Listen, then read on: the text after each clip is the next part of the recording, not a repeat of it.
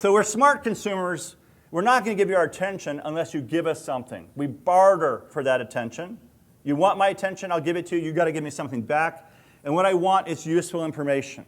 I want insider information. I want to feel special. I want intellectual property. I want to feel like I'm part of the team.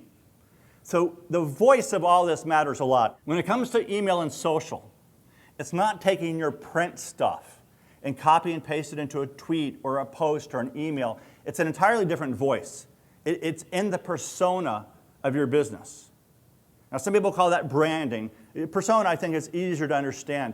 If your business was a human being, what words would it use? What words would it not use? That's how we communicate in email and social.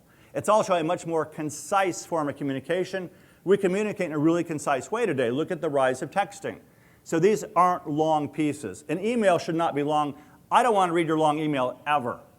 The ideal email will print out on an 8.5 by 11 piece of paper or shorter. More than 60% of us are reading email on our phone. I don't want to read your long email on my phone. And there's a safety issue, a liability issue. I don't know where you live, but in Arizona, where I live, you can drive and talk.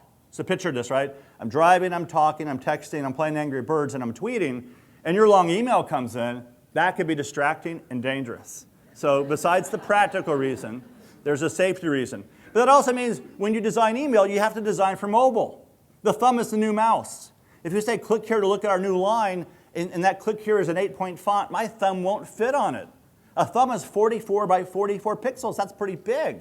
So you need to have images in there that say click here to see more, or click here to see the new line, or click here to come buy this at our website. So think about that. Bigger font, more concise, and make sure too that your email is mobile responsive, or at least mobile friendly. Make them a smarter consumer. Remember, that's what they really like. They want insider information and intellectual property that makes them feel like an insider and makes them feel more intelligent. So don't be afraid to share stuff. Retailers kick back on me all the time. Like the tennis people, they're my friends. I said, you should be posting all kinds of great stuff about the rackets and reviews on the strings and the shoes. And they're like, well, no, because then people are going to read it and they're going to buy somewhere else. I'm going to give them all this expertise, they're going to buy somewhere else. That's been studied. Does it ever happen? Yes. Typically less than 1/10 of 1% of the time.